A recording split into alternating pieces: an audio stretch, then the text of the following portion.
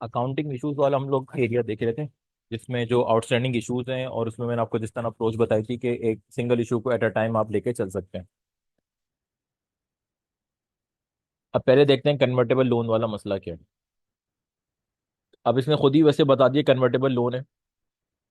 अगर ये नहीं भी बताता तो हमें इसको आइडेंटिफाई करना आना चाहिए वैसे भी। Convertible loan was issued by RAL on 1 अप्रैल 2023। इसका मतलब हमारे अकाउंटिंग पीरियड के दौरान ही हुआ है। Raising proceeds 2,500 million। Transaction cost of 50 million were incurred and recognise in profit और loss at the finance cost. अब इसका मतलब अगर कोई एनालिटिकली चीज़ों को देखना चाहे तो वो यहाँ पे वापस जाके, फॉर एग्जांपल अगर एनालिटिकल प्रोसीजर का सवाल होता तो फाइनेंस कॉस्ट में से ये अमाउंट एक्सक्लूड करके फिर एनालिटिकल प्रोसीजर परफॉर्म करता तो उसको बेटर तरीके से पता चलता। अब जैसे किसी एक ने कहा भी था कि सर बोरिंग 50% से रिड्यूस हो रही है, बट वो कोरिलेट कर सकता था कि जब बोरिंग रिड्यूस हो रही है तो मेरे पास फाइनेंस कॉस्ट उस प्रोपोर्शन से कम नहीं हो रही। इसका मतलब क्या था कि इसके अंदर वो ट्रांजेक्शन कॉस्ट डली हुई है जिसकी वजह से वो लिंक इस्टेब्लिश नहीं हो पा रहा। तो इस तरह एनालिटिकली भी आप लोग चीज़ों को सोच सकते हैं, क्योंकि कुछ सवाल के अंदर एनालिटिकली आपको रिस्क आइडेंटिफाई करना पड़ सकता है। The loan pays interest annually in arrears at 6%, and a similar instrument without a conversion option would attract at a interest rate of 8%। इसका मतलब मार्केट रेट क्या हुआ आपके पास? 8%। बॉन्ड का अपना जो आपके पास लोन का इंटरेस्ट रेट है वो आपके पास 6%। तो इसका मतलब फाइनेंस कॉस्ट का जो अक्रूवल होगा वो 6% पे हो रहा होगा। बट जब मैं फेयर वैल्यू निकाल रहा हूँ इस इंस्ट्रूमेंट की, तो मैं कैश फ्लोज को डिस्काउंट किस पे करता हूँ? मार्केट रेट पे। जब मार्केट रेट पे डिस्काउंट करता हूँ तो फेयर वैल्यू आ जाती है, जिसके लिए मैं 8% यूज कर रहा हूँ। We have determined that the effective rate of interest to be 8.6%। अब ये 8.6% इफेक्टिव रेट क्या है? इसका मतलब जब ट्रांजेक्शन कॉस्ट आपके पास इन्वॉल्व हो जाएगी और जिस रेट पे आपकी लायबिलिटी को अनवाइंड होना चाहिए वो आपके पास 8.6% होगा। फाइनेंस कॉस्ट जिस पे रिकॉर्ड होगी वो भी आपके पास 8.6% हो रहा होगा। बट 6% क्या है कि जो आपको एक्चुअल में कैश रिसीव होना है। तो अक्रूवल जो आपके पास आ रहा होगा इंटरेस्ट का वो तो 6% पे होगा। बट जो अकाउंटिंग पॉइंट ऑफ व्यू से जो हम इफेक्टिव इंटरेस्ट रेट पे अकाउंटिंग करते हैं वो आपके पास 8.6% का रेट होगा। ये रेट्स की बाइफिकेशन तो आप लोग को पता है ना, इसमें किसी को कोई कंफ्यूजन तो नहीं है?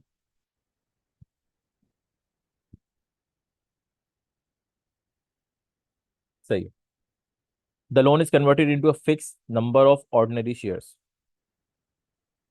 on 31st March 2027 और instead may be redeemed at par at the option of the loan holder।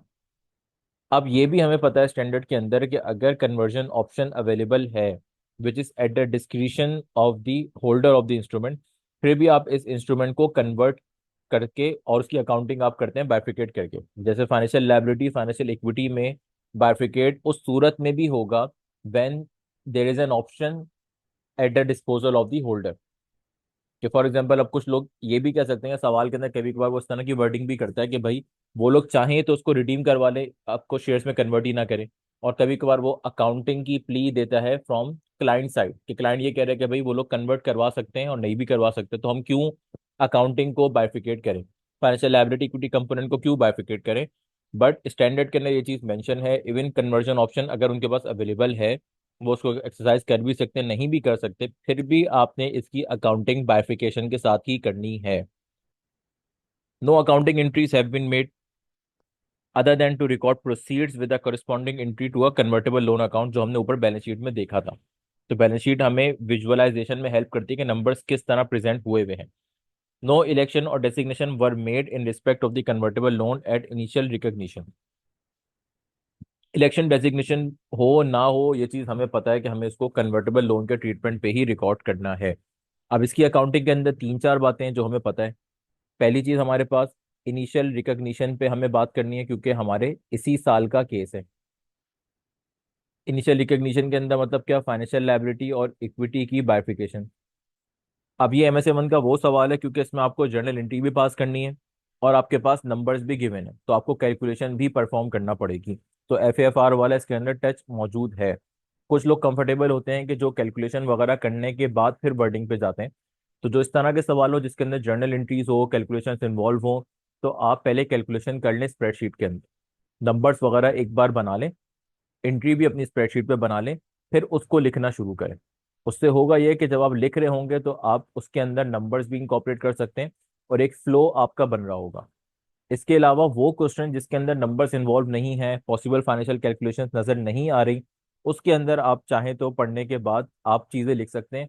Calculation आप उसमें अपनी रफ वर्किंग में करना चाहें तो करें, बट सवाल में उस पर इतना ज्यादा आप टाइम नहीं लगाएं।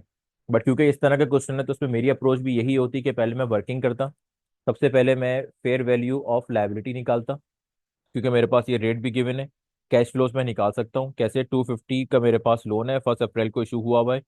एनुअली मेरे पास इंटरेस्ट है 6% पे। तो 250 का 6% मेरे पास एनुअल कैश फ्लोज आ गए, 2027 तक जा रहा है। इसका मतलब मेरे पास 2024 का कैश फ्लो, 2025 का कैश फ्लो, 2026 का कैश फ्लो, देन 2027 का कैश फ्लो, इन सब की मैं प्रेजेंट वैल्यू निकालता एट 8% और मेरे पास लायबिलिटी कंपोनेंट आ जाता। 250 में से इसको माइनस करता तो मेरे पास इक्विटी कंपोनेंट आ जाता। अब मुझे सवाल के अंदर एक्सप्लेन करना है अकाउंटिंग ट्रीटमेंट, मुझे सिर्फ कैलकुलेशन शो नहीं करनी। तो मुझे सिस्टमेटिक चलना है। सबसे अच्छा सिस्टमेटिक वही है जिस पैटर्न पे स्टैंडर्ड में चीजें लिखी हुई होती हैं। क्या? इनिशियल रिकॉग्निशन पे बात करी, जिसमें आपने बताया कि बाइफिकेशन होगी in the liability and equity component. उसके बाद ट्रांजेक्शन कॉस्ट है, ट्रांजेक्शन कॉस्ट पे बात करी। तो ट्रांजेक्शन कॉस्ट कंप्लीटली आप पीएनएल में लेके नहीं जा सकते, it has to be bifurcated on the both components, that is equity and liability. और उसका ट्रीटमेंट भी उसी तरह होगा। लायबिलिटी पे जब आपका ट्रांजेक्शन कॉस्ट जाएगी तो इफेक्टिव इंटरेस्ट रेट के थ्रू पीएनएल में जारी होगी। जब आपको इक्विटी पे जो ट्रांजेक्शन कॉस्ट होगी वो आपकी इक्विटी कंपोनेंट का पार्ट बन रही होगी, जिससे आपकी इक्विटी इंक्रीज हो रही होगी। अब जब आपने इनिशियल रिकग्निशन पे सारी बातें कर ली, अब आप आ जाए एयर एंड पे, क्योंकि आप 30 सितंबर पे चीजें रिपोर्ट कर रहे हैं।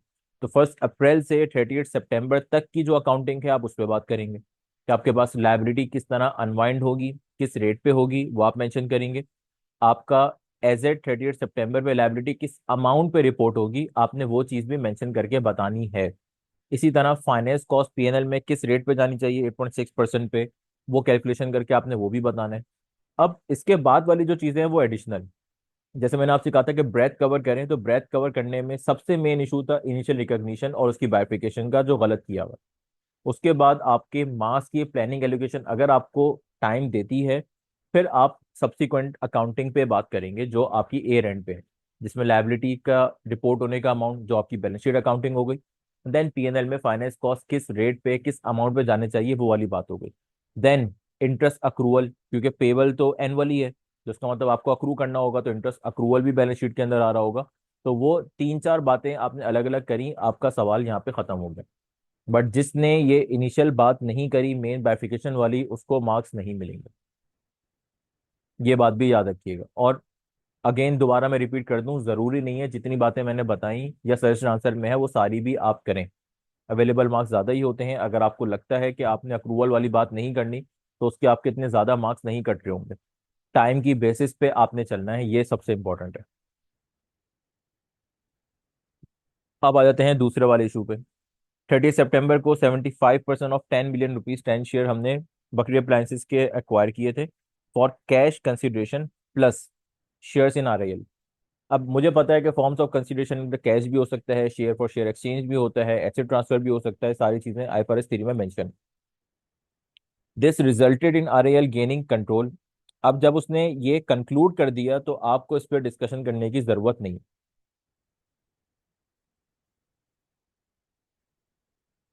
अच्छा, शेयर फिक्स हैं तो आपके पास कंपाउंड फाइनेंशियल इंस्ट्रूमेंट ही होगा ना।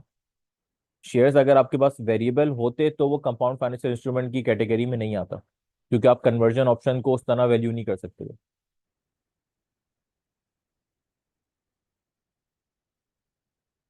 एक हमने क्लास के अंदर भी एक चार्ट पढ़ा था कि जब आपके पास फिक्स नंबर ऑफ शेयर्स होते हैं तो उसकी ट्रीटमेंट क्या होती है। जी बिल्कुल। वेरिएबल नंबर ऑफ शेयर्स आपके पास होते तो वो आपके पास लायबिलिटी के अंदर आ रहा होता।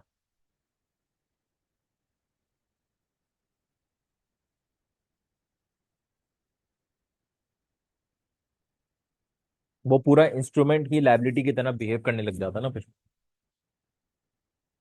क्योंकि बेसिकली कन्वर्टेबल लोन होता क्या है आपके पास, कि एक होस्ट इंस्ट्रूमेंट है जो हम एम्बेडेड डेरिवेटिव के अंदर पढ़ते हैं, एक आपके पास होस्ट इंस्ट्रूमेंट है उसके साथ एक डेरिवेटिव अटैच हुआ हुआ है। तो जो कन्वर्जन ऑप्शन आपके पास वो बेसिकली एक डेरिवेटिव फीचर है जो आपको अलाउ कर रहा है कि आप उस ऑप्शन को एक्सरसाइज करके उस लोन को या उस इंस्ट्रूमेंट को आप परचेज कर सकते हैं। अब जब वो एम्बेडेड डेरिवेटिव के अंदर जो आपका फीचर अटैच हुआ होगा अगर वो वेरिएबल नंबर पे होता, तो उस पूरे इंस्ट्रूमेंट को बिहेव करने के लिए क्या होता है, वो फाइनेंशियल लायबिलिटी बन जाता। आप इसको एम्बेडेड डेरिवेटिव के साथ कंबाइन करके पढ़ेंगे ना, तो आपको कॉन्सेप्चुअली और क्लियर हो जाएगा। उसके अंदर मैंने लेक्चर में भी ये चीज़ें बताई हुई हैं कि कब अगर आप इशूअर पर्सपेक्टिव से बात करते हैं, जैसे अगर इसका रिसीवेबल है, सॉरी अगर एंटिटी ने कन्वर्टेबल लोन इशू किया हुआ है तो वो ये अकाउंटिंग कर रहा है। बट जिसको ये इंस्ट्रूमेंट इशू हुआ हुआ है वो उसको पूरा अपने पास फाइनेंशियल एसेट ही रिकॉर्ड कर रहा होगा। उसी के अंदर हमने ये डिस्कशन भी की हुई है कि कब हम पूरे एम्बेडेड डेरिवेटिव को as a financial liability report करते हैं, कब हमें उसको होस्ट से सेपरेट करके उसकी सेपरेट अकाउंटिंग करना पड़ती है। तो जो आपका वाला क्वेश्चन है कि अगर इसके अंदर आपके पास वेरिएबल नंबर ऑफ शेयर्स होते तो एम्बेडेड डेरिवेटिव वाला ट्रीटमेंट करते हुए फिर आप देख रहे होते कि आपने इसकी अकाउंटिंग किस तरह करनी है। वापस आ जाते हैं। हमारे पास R L resulted in R L gaining control. The terms of the share for share exchange provided B L owners with one share in R L for every four shares in B L. तो number of shares का data balance sheet से जाके आप निकाल सकते हैं, इसीलिए उसने आपको यहाँ पे बाइफिकेशन दी कि 10 रुपए का एक शेयर है, तो आप 10 मिलियन को डिवाइड करते हुए नंबर ऑफ शेयर्स निकाल लेंगे। फिर नंबर ऑफ शेयर्स में एक शेयर आर एल में मिल रहा है फॉर बी एल के चार, तो इसका मतलब 1/4 करके इंटू नंबर ऑफ शेयर्स करेंगे तो आपके पास टोटल कितनी कंसिडरेशन बन रही है वो आ जाएगी। At the acquisition date market value of R L share was 900 and the market value of B L share was 404। अब ये डेटा भी क्यों दिया हुआ है, क्योंकि आपको याद होगा कि जो एनसीआई की वैल्यूएशन थी वो फेयर वैल्यू पे थी। अगर मैं एक बार वापस जाके देख भी लूँ पॉलिसीज जो उसने बताई हुई थी, फेयर वैल्यू पे मेंशन हो रहा है, तो इसलिए वो आपको ये सारा डेटा दे रहा है। चीजें आपको याद होंगी तो आप इन्फॉर्मेशन को पिक कर सकते हैं कि कौन सी बातें क्यों सवाल में दे रहा है। Retain earning of B L at the acquisition date were 3450 million and other components of equity were 250 million। Carrying amount of its identifiable net asset was equal to the fair value. अब कैरिंग अमाउंट जो identified assets का है वो fair value के बराबर है, तो आपने वो पूरी फेयर वैल्यू उठा के लेनी है। मतलब कैरिंग अमाउंट आप बैलेंस शीट से भी निकाल सकते हैं। At the acquisition date R L agreed to issue 1 million share options to B L employ. अब ये एक सेपरेट चीज शुरू हो गई, बट इसके अंदर भी एक थोड़ा सा कॉम्प्लेक्स कॉन्सेप्ट है, शायद आप लोगों ने पढ़ा हो, आईएफआरएस 3 के अंदर ही डिस्कस हुआ हुआ कि जब आप एक्विजिशन करने जाते हैं तो एक form of consideration is the share based payment award. जैसे फॉर एग्जांपल हम एक कंपनी को एक्वायर कर रहे हैं, उस कंपनी को एक्वायर करने में जैसे मैं यहाँ पे एग्जांपल देता हूँ, पेरेंट है और सब्सिडी है। सब्सिडी ने अपने एम्प्लॉयज को एक शेयर बेस्ड पेमेंट अवार्ड दिया हुआ है। पेरेंट सब्सिडी को एक्वायर करने जा रहे हैं। एक्वायर करने के बाद क्या होगा कि इन एम्प्लॉयज की रेम्यूनरेशन भी पूरे ग्रुप की जिम्मेदारी बन जाएगी। तो ये भी होता है कि पेरेंट इसके अंदर स्कीम में ये भी करता है कि भाई हम आपको कंसिडरेशन देंगे, उस कंसिडरेशन के अंदर एक चीज हम ये करेंगे कि आपके एम्प्लॉय के शेयर बेस्ड पेमेंट अवार्ड को अपने अवार्ड से रिप्लेस कर देंगे। उसमें होता क्या है कि जब इस अवार्ड के रिप्लेसमेंट की पेरेंट की तरफ से बात होती है तो this will act as a form of consideration in some cases. उसके अंदर कुछ सर्टेन कंडीशंस होती हैं, अगर वो मीट कर जाती हैं तो आपका पेरेंट जिस अवार्ड को रिप्लेस कर रहा है तो उसकी फेयर वैल्यू आपके पास एक कंसिडरेशन की फॉर्म बन जाती है। ये स्पेसिफिकली आईएफआरएस 3 में डिस्कस है, नॉर्मली टेस्ट नहीं होता था, बट आई थिंक इस टाइम में उसने इस चीज को भी टेस्ट कर लिया। अब ये चीज डिफरेंट है फ्रॉम द रिप्लेसमेंट अवार्ड जो हम आईएफआरएस 2 के अंदर पढ़ते हैं। उस रिप्लेसमेंट अवार्ड में वो सेम एंटिटी उस अवार्ड को नई टर्म्स के साथ, नए बेनिफिट के साथ रिप्लेस कर रही होती है। बट इस केस में क्या हो रहा है कि पेरेंट क्योंकि आपके सब्सिडी के एम्प्लॉय के अवार्ड को रिप्लेस कर रहा है या उनको ग्रांट कर रहा है, तो it will act as a form of consideration to acquire this subsidy. तो आपकी कंसिडरेशन के अंदर सिर्फ कैश और share for share exchange consideration शामिल नहीं है, आपकी कंसिडरेशन में शेयर ऑप्शंस की भी कंसिडरेशन शामिल। अब इसको पढ़ते हैं तो थोड़ा सा और क्लियर हो जाएगा। एक्विजिशन डेट पे R L agreed to issue 1 million share options to B L employees to replace the 1 million share options issued by BAL on 1st October 2021. Both the original and replacement share option vest on 30th September 2024 if the staff member remains employed at that date. ये तो उसने service condition बता दी दोनों की। Share options issued by BL each had a fair value of rupees इतना at 1 October 2021 and a fair value of rupees 247.5 on 30 September 2023। अब यहाँ से वैल्यूएशन वाली चीज शुरू हो गई। The replacement share options issued bye RIL had a total fair value of rupees 290 million on 30th September 2023. The draft consolidated financial position of RL includes the assets, liabilities, and equity of BAL within the relevant line items. अब इसने ये चीज भी clear कर दी जो हमें शुरू में रिस्क नजर आ रहा था कि जो कंसोलिडेटेड फाइनेंशियल पोजीशन है आरआईएल की, उसके अंदर एसेट, लाइबिलिटीज और इक्विटी बीएल की शामिल हुई हुई है रेलिवेंट लाइन आइटम्स के अंदर। और जो इन्वेस्टमेंट हमें नजर आई थी वो भी उसके अंदर शामिल की हुई थी उसने। Only the cash consideration paid to acquire the company has been recognised as an investment. अब हुआ हुआ क्या है कि एसेट्स भी मर्ज किए हुए और सिर्फ कैश कंसिडरेशन को इन्वेस्टमेंट के अंदर रिकॉग्नाइज किया हुआ। अब अगर ये एफएफआर का सवाल होता तो इस तरह कॉम्प्लेक्स होता कि सबसे पहले तो आप कंसिडरेशन को एक तरफ करते। इस सवाल में भी आपने ऐसे ही करना है। जब इतनी ज्यादा इंफॉर्मेशन हो जाए तो हमेशा बेसिक्स पे चले जाए कि मुझे करना क्या है। मुझे बेसिकली एक्विजिशन की अकाउंटिंग करनी है। एक्विजिशन की अकाउंटिंग में मुझे पता है कि अगर मैं बिल्कुल बेसिक वर्किंग बनाऊं तो मेरे पास कंसिडरेशन, उसके बाद मेरे पास क्या होता था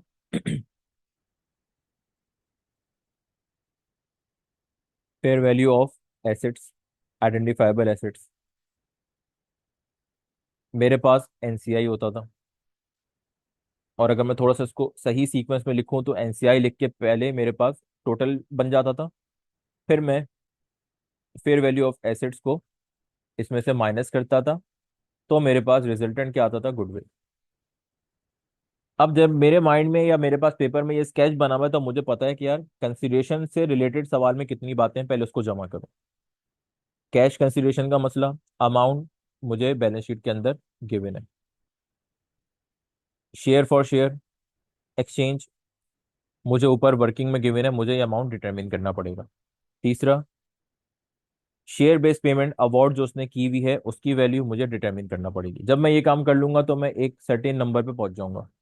फिर एनसीआई, एनसीआई की वैल्यू मैं कर सकता हूँ 25% शेयर होल्डिंग मुझे करना है बीएल के अंदर, 25% ऑफ 10 बिलियन शेयर्स। और उसको मैं वैल्यू कर दूंगा एक्विजिशन डेट की फेयर वैल्यू पे, तो एनसीआई भी आराम से निकाल सकता हूँ। Fair value of net assets मुझे ढूंढना पड़ेंगे, अभी मुझे क्लियर नहीं हो रहा है कि किस तरह सवाल में निकल सकते हैं। ये उसने बस बता दिया कि with in relevant line items जो है वो चीजें मर्ज हुई हुई हैं। अब लिख के उसने इस तरह बताया, बट मुझे पता है कि भाई मेरे पास assets minus liabilities equal to what, net equity. तो इसका मतलब अगर मैं इक्विटी का नंबर निकाल लूं बीएएल का तो मेरे पास अल्टीमेटली क्या आ रहा है, मेरे पास fair value of net assets आ रहा है।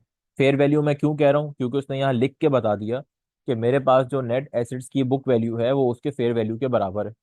तो ये नंबर भी मेरे पास आ जाएगा, अल्टीमेटली गुडविल आ जाएगी। जितना ज्यादा आप सवाल को स्ट्रक्चर करेंगे उतना ज्यादा आपके लिए सॉल्व करना उसको आसान होगा।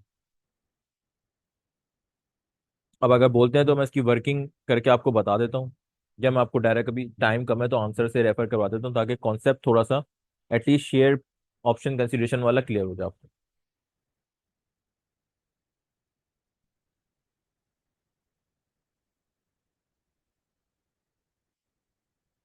देखिए शेयर फॉर शेयर एक्सचेंज वाला सिंपल था। 10 बिलियन नंबर ऑफ शेयर्स थे, 75% करके आपने इंटू 4 किया तो शेयर्स इशूड कितने हुए वो आपके पास आ गए। डिवाइड बाय 4 इसने किया कि 1:4 की आपके पास बाइफिकेशन थी।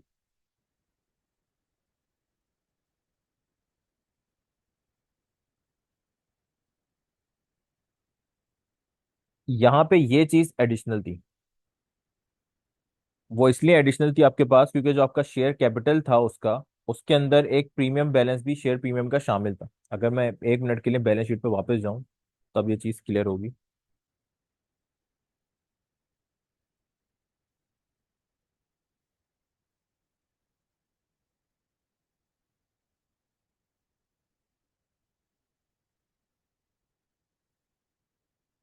अब मुझे यहाँ पे नजर आ रहा है कि जो एक्विजिशन ऑफ बीएल है, यहाँ पे उसका शेयर कैपिटल आ रहा है, रिटेन अर्निंग्स आ रही है, अदर कंपोनेंट्स ऑफ इक्विटी भी उसका आ रहा है। तो इसका मतलब इसकी टोटल इक्विटी में मेरे पास सिर्फ ऑर्डिनरी शेयर्स नहीं है, there is a other component of equity as well. तो जब मेरे पास उसके इक्विटी में शेयर होता है, तो सिर्फ ऑर्डिनरी शेयर्स के अंदर मेरा शेयर नहीं होता, मेरा कोई अगर प्रेफरेंस शेयर्स हैं या फॉर एग्जांपल कोई और इंस्ट्रूमेंट है उसके अंदर भी मेरा शेयर होगा, क्योंकि मैं ओवरऑल 75% इंटरेस्ट ले रहा हूँ। तो इसीलिए उसने वर्किंग के अंदर, अगर मैं वर्किंग पे जाऊँ,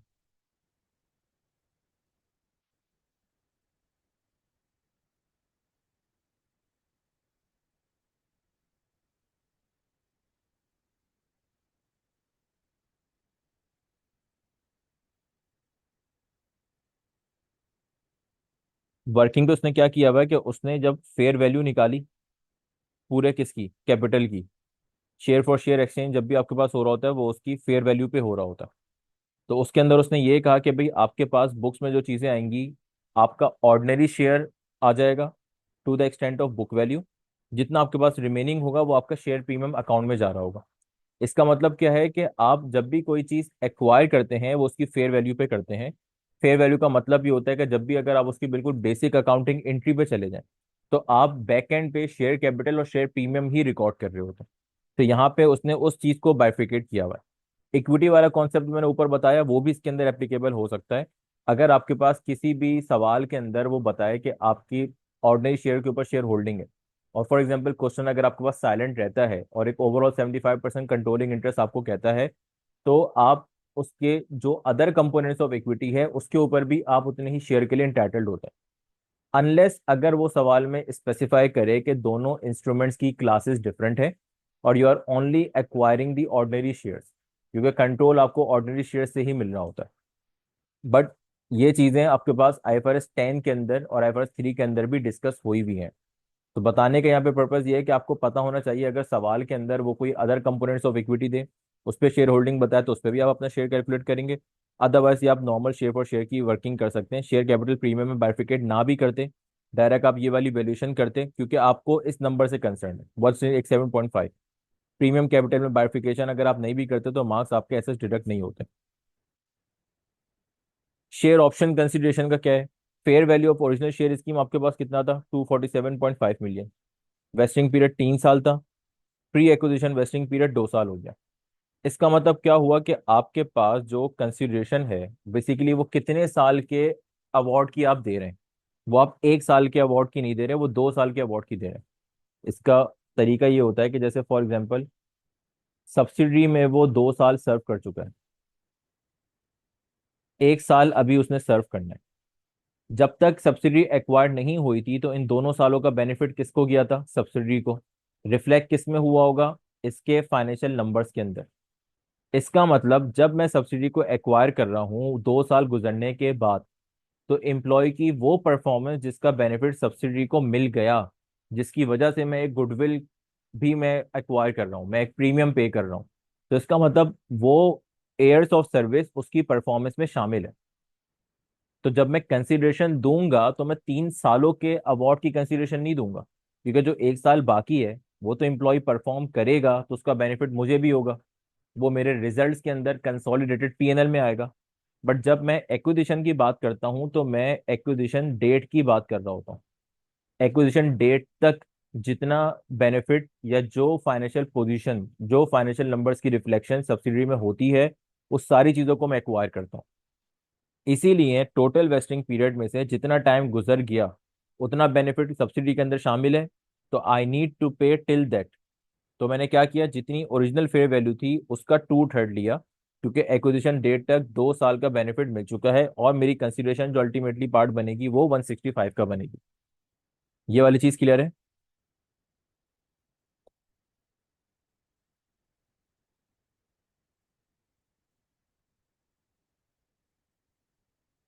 हाँ वो वाला तो यहाँ पे सही था कि वो फेयर वैल्यू और बुक वैल्यू वाले शेयर का डिफरेंस करके प्रीमियम शो किया हुआ था, वर्किंग के लिए आपको ये करने की जरूरत नहीं है।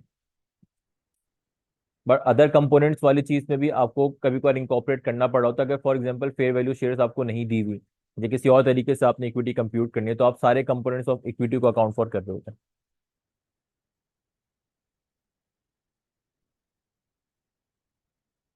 ये शेयर ऑप्शन वाली चीज क्लियर है, क्योंकि यही एक एडिशनल चीज है इसके अंदर।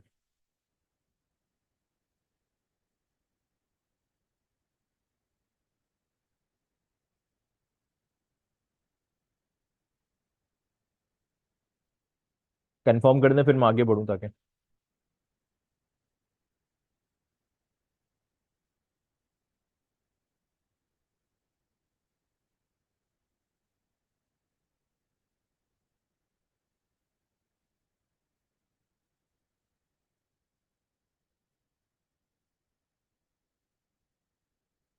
ये वो वर्किंग थी जिसकी हम बात कर रहे थे इनिशियली, जो स्केच बनाया था। कैश कंसीडरेशन बैलेंस शीट से मिल गई, शेयर फॉर शेयर एक्सचेंज की वर्किंग आपने देख ली, शेयर ऑप्शन कंसीडरेशन आपके पास आ गई। ये चीज़ आपके पास क्लियर हो गई। नॉन कंट्रोलिंग इंटरेस्ट का सिंपल बताया था कि हमने 25% है उसके फेयर वैल्यू पे कर लेंगे तो हमारे पास एनसीआई आ जाएगा डायरेक्टली। बाकी fair value of identifiable net assets कैसे निकाले हुए, इक्विटी अप्रोच से निकाले हुए। अगर इसको आपने देखना है तो आप वापस जाके इसकी बैलेंस शीट में देखेंगे तो आपके पास रिटेन अर्निंग्स एक्विजिशन डेट की अवेलेबल है, आपके पास शेयर कैपिटल अवेलेबल है, देन आपके पास जो अदर कंपोनेंट्स ऑफ इक्विटी है वो अवेलेबल है। तीनों को जब आपने कंबाइन किया तो आपके पास fair value of identified assets आ गई, क्योंकि उसने कहा था कि आपकी बुक वैल्यू के बराबर ही फेयर वैल्यू है।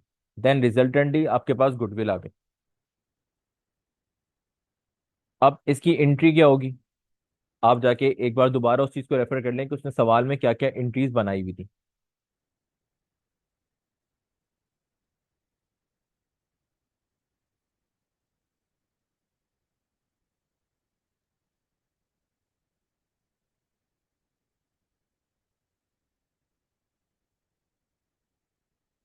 अब उसने क्या बोला हुआ है कि ड्राफ्ट स्टेटमेंट के अंदर एसेट लायबिलिटीज वगैरह सब कुछ शामिल है, इक्विटी भी शामिल है।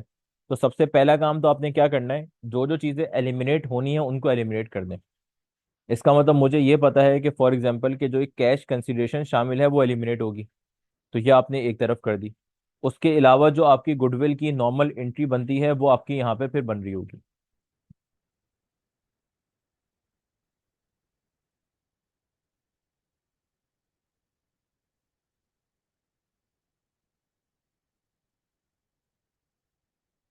एक मिनट रुकिएगा।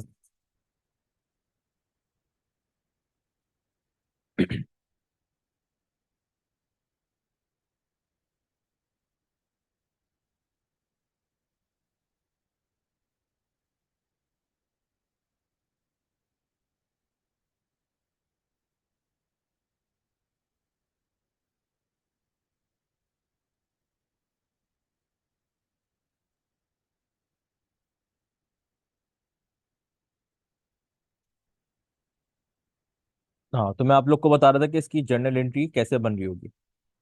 सिंपल सी चीज़ है, सवाल के अंदर सबसे पहले वो इन्फॉर्मेशन ढूंढे जो उसने गलत की हुई है। अगर तो उसने कोई चीज़ गलत की हुई है, जो उसने बताया हुआ है कि उसने आपके पास जितने भी उसकी लाइंस हैं इक्विटी वगैरह सब कुछ मर्ज कर दिया। अब किसी के माइंड में अगर आता है कि फॉर एग्जांपल उसने एसेट्स भी मर्ज किए हुए हैं, कैश कंसिडरेशन भी बुक में रिकॉर्ड की हुई है, तो अकाउंटिंग बैलेंस कैसे होगी। उसने गलती ये करी हुई है कि उसने एसेट्स, लायबिलिटीज, इक्विटी, तीनों चीज़ों को मर्ज कर दिया, तो ये तो आपस में वैसे ही बैलेंस हो गए। कैश कंसिडरेशन उसने क्या किया कि फॉर एग्जांपल उसने इन्वेस्टमेंट डेबिट करी और अपना बैंक और कैश क्रेडिट करके ये रिकॉर्ड कर लिया, तो बुक्स अभी इस तरह से बैलेंस हुई हुई थी। जबकि हमें पता है कि कंसोलिडेशन के अंदर जब हम चीज़ों को मर्ज करते हैं तो हम क्या करते हैं,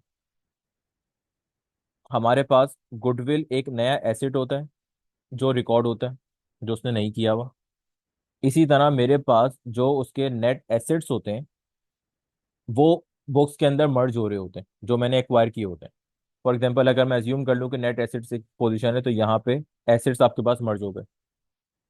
देन क्या होता है, यहाँ पे आपके पास एनसीआई आ रहा होता है, और आपकी जो कंसिडरेशन होती है वो आपका अज्यूम कर लें कि अगर सिंपल आउटफ्लो है तो आपकी अकाउंटिंग इस तरह चलती है कि बुक्स के अंदर उसके एसेट्स आ जाते हैं कंप्लीट, गुडविल आ जाती है, आपकी कंसिडरेशन आ जाती है, और जो रिमेनिंग पोर्शन होता है वो आपका एनसीआई होता है। ये नॉर्मल एंट्री है। अभी उसने क्या किया हुआ है, अभी उसने एसेट्स के साथ साथ उसका इक्विटी कंपोनेंट भी पूरा अकाउंट फॉर किया हुआ है। तो आपको क्या करना है, गुडविल तो आप रिकॉर्ड करेंगे, उसने जो कैपिटल रिकॉर्ड किया हुआ है या जिसको आप इक्विटी कहें, उसको आपने खत्म करना है। अब जितने भी इक्विटी के कंपोनेंट्स है सारे आपके यहाँ पे डेबिट होके खत्म हो जाएंगे, वो रिटेन अर्निंग हो, अदर कंपोनेंट्स हो या शेयर कैपिटल। तीसरी चीज, जो इन्वेस्टमेंट है उसने बीएल के अंदर की हुई है वो कंसोलिडेटेड स्टेटमेंट्स में नहीं आती, वो to the extent of cash eliminate होगी। चौथी चीज, एनसीआई जो आपके पास है वो अकाउंट फॉर हो जाएगा बिकॉज एसेट्स रिकॉर्ड हुए हुए। तो एंट्री बनाने का आसान तरीका ये भी आप कर सकते हैं कि उसकी गलत एंट्री भी आप बना लें, करेक्ट एंट्री बननी क्या चाहिए वो भी बना लें, फिर आपका रिजल्टेंट जो होगी वो एडजस्टिंग एंट्री होगी उस केस में जब कंफ्यूजन हो। अदरवाइज आपने कोशिश ये करनी है कि आप इतना ट्रेंड हो कि आप डायरेक्ट एडजस्टिंग एंट्री बनाएं, बस गलत बनाने से अच्छा ये है कि आप ये अप्रोच भी ले सकते हैं कि क्या गलत हुआ है, क्या होना चाहिए। अब एंट्री क्लियर है जिसने पूछा था क्वेश्चन?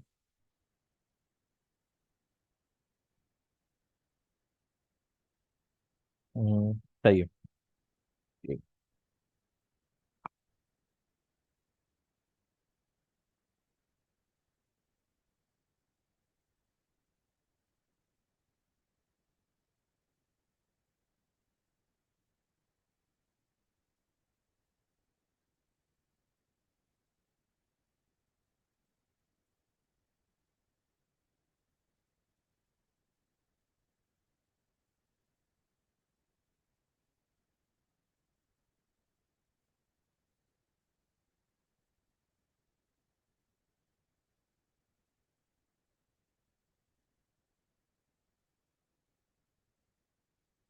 अब चलते हैं जो उसकी रिमेनिंग एडजस्टमेंट थी।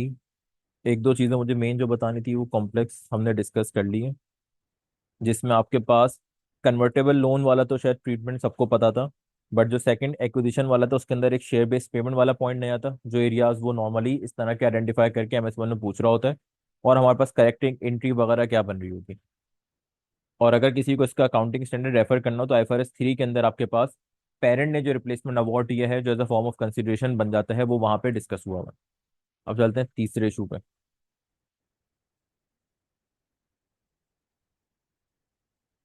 At year end, RL became aware of one of its manufacturing division known as GT78, which it has identified as a cash generating unit, may be impaired.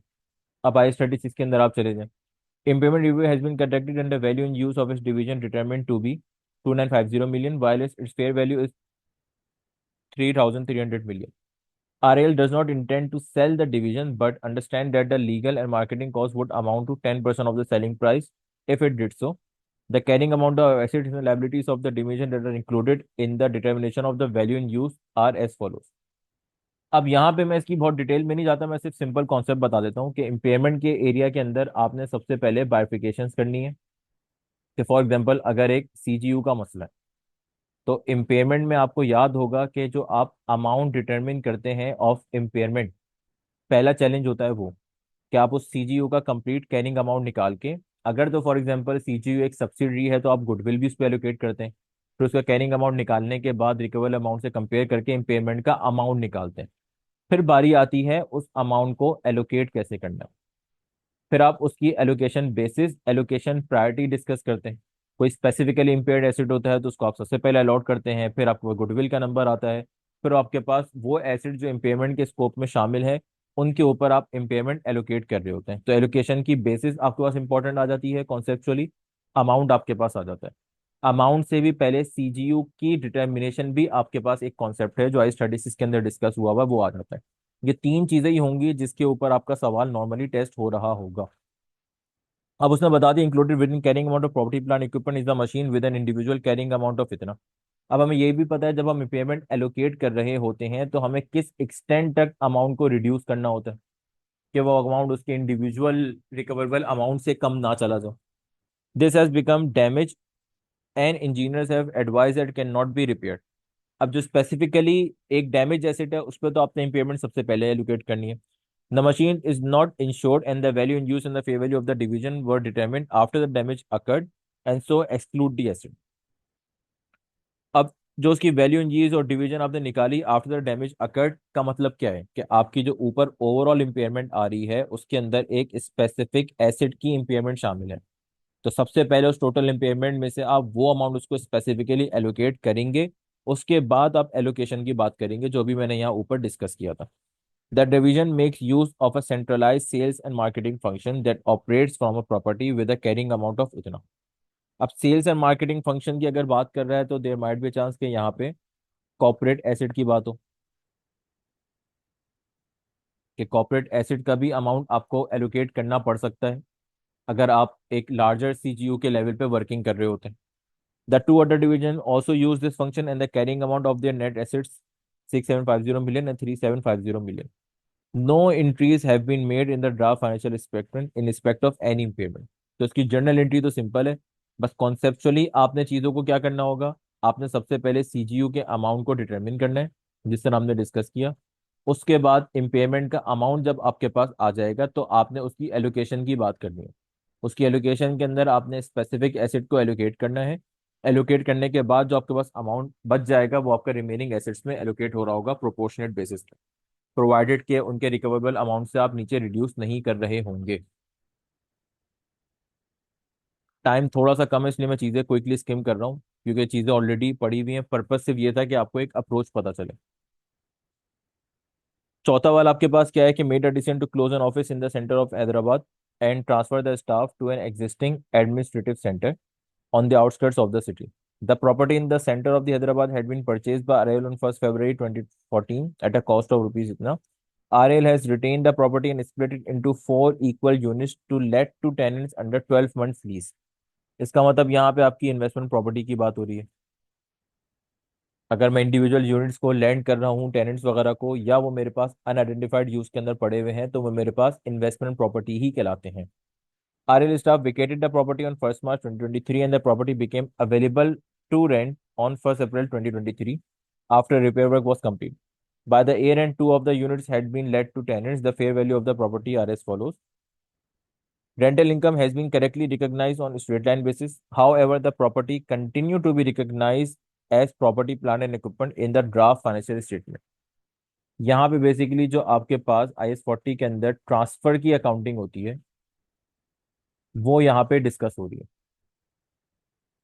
इसका मतलब क्या है, जब आप प्रॉपर्टी टेनेंट्स को land कर रहे हैं तो वो आपके पास शॉर्ट टर्म लीज में आ जाता है, वो आपकी ऑपरेटिंग लीज हो रही होगी, तो उससे जो आपको इनकम मिलेगी आप उसकी अकाउंटिंग कर रहे होंगे। Transfer of property from owner occupied से इन्वेस्टमेंट प्रॉपर्टी आपके पास जब होती है तो अकाउंटिंग क्या होनी चाहिए। अब यहाँ पे जो ऊपर उसने अकाउंटिंग पॉलिसीज बताई हुई थी ना, वो यहाँ पे जाके यूज होंगी, क्योंकि आपका property plant equipment at cost model है। कॉस्ट मॉडल का मतलब क्या है कि उसके कैरिंग अमाउंट पे अपडेट करके इम्पेयरमेंट वगैरह करने के बाद जो उसकी वैल्यू है वो ट्रांसफरेबल होगी। अगर वो फेयर वैल्यू पे होता देन आप उसको फेयर वैल्यू पे पहले लेकर आते, उसकी रेलिवेंट अकाउंटिंग करते, फिर उसको इन्वेस्टमेंट प्रॉपर्टी में ट्रांसफर करते। जिस तरह मैंने शुरू में भी कहा था कि कोई भी इंफॉर्मेशन जो गिवन होती है वो कहीं ना कहीं पे अप्लाई हो रही होती है, तो अकाउंटिंग पॉलिसीज वाली जो बात ऊपर मेंशन थी वो आपके पास यहाँ पे लिंक हो रही होगी। दूसरी चीज कि ट्रांसफर कब ट्रिगर कर रहा है, कि जब आपने ओनर ऑक्यूपाइड प्रॉपर्टी को इन्वेस्टमेंट प्रॉपर्टी में ट्रांसफर किया, कब, जब आपके पास एविडेंस आ गया कि चेंज अकर्ड हो गया। जैसे फॉर एग्जांपल अगर आपने बिल्डिंग विकेट कर दी, विकेट करने के बाद आपका डिसीजन ये है कि आपने टेनेंट्स को रखना है, और टेनेंट्स भले आपको नहीं भी मिल रहे, बट जिस पॉइंट पे मैंने विकेट करके रिपेयर वर्क कंप्लीट कर लिया, it means it is available for rent and my decision is to let the property. तो उस पॉइंट इन टाइम से ही मेरे पास ट्रांसफर की अकाउंटिंग शुरू हो जाएगी, रादर देन मुझे टेनेंट्स मिले, ऑक्यूपाई हो तो शुरू हो। क्योंकि ये चीज मेंशन है IS 40 के अंदर कि अगर कोई एसेट है जिसका यूज आइडेंटिफाइड नहीं है आपके पास, वो भी इन्वेस्टमेंट प्रॉपर्टी के अंदर आ रहा होता है। तो यहाँ पे जो सब्जेक्टिव एरिया था वो बेसिकली ट्रांसफर की अकाउंटिंग कब से ट्रिगर हो रही है, वो एक सब्जेक्टिव एरिया था। बाकी दो बातें आपको क्लियरली पता है कि आप फेयर वैल्यू में जब चला गया पीएनएल मॉडल पे आपके पास है तो उसकी डेप्रिसिएशन वगैरह आपके पास नहीं आ रही होगी। उससे पहले डेप्रिसिएशन चार्ज वगैरह होगा, गेन और लॉस ऑन डिस्पोजल आएगा या गेन और लॉस ऑन ट्रांसफर जो भी आएगा। फिर फेयर वैल्यू पे आप जब अकाउंटिंग लेके चलेंगे तो वो पीएनएल में ही जाती है आपके पास IS 40 की, वो सारी बातें आप मेंशन कर सकते हैं। तो अकाउंटिंग इश्यूज आपके यहाँ पे खत्म हो गए। बताने का पर्पस ये था कि हर अकाउंटिंग इशू के अंदर आपको मल्टीपल पॉइंट्स मिल रहे होंगे, बट आपने सारी चीज़ों को मेंशन नहीं करना। आपने मार्क्स से लिहाज से जो मेन पॉइंट है ना वो मेंशन करना है। जैसे अगर मैं क्विकली मेन पॉइंट्स को समराइज करूं, IS 40 के अंदर ट्रांसफर वाला इशू और उसकी टाइमिंग, कि कब मुझे ट्रांसफर की अकाउंटिंग करनी है। इम्पेयरमेंट वाले मसले के अंदर मेरे इम्पेयरमेंट का अमाउंट डिटरमिन करना सीजीयू पे एलोकेट करते हुए, और उसकी एलोकेशन, क्योंकि मशीन वाला पॉइंट सेपरेटली डिस्कस है। उससे पहले अगर मैं आऊँ तो मेरे पास कंसिडरेशन की वर्किंग, ये ज़्यादा इंपॉर्टेंट थी। कन्वर्टेबल लोन के अंदर मेरे पास उसकी कन्वर्जन की बाइफिकेशन। किसी के पास टाइम कम है तो वो इन चारों बातों को कर ले और उसके अलावा कोई सब्सिक्वेंट अकाउंटिंग की बात ना करे, बट चारों पॉइंट्स को कवर करे, उसको ज़्यादा मार्क्स मिल होंगे as compare to the person जो कन्वर्टेबल लोन पे चार बातें कर दे और आखिरी के दो पॉइंट मिस कर दे। यहाँ तक क्लियर है?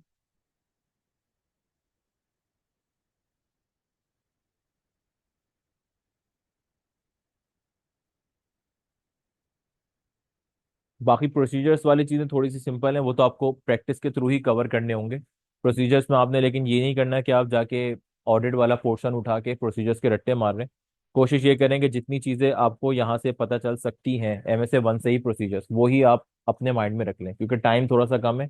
प्रोसीजर्स पे बहुत ज़्यादा आप टाइम नहीं इन्वेस्ट कर सकते। एथिक्स वाले एरिया को मैंने आपको बता दिया कि आपने उसको किस तरह लेके चलना है।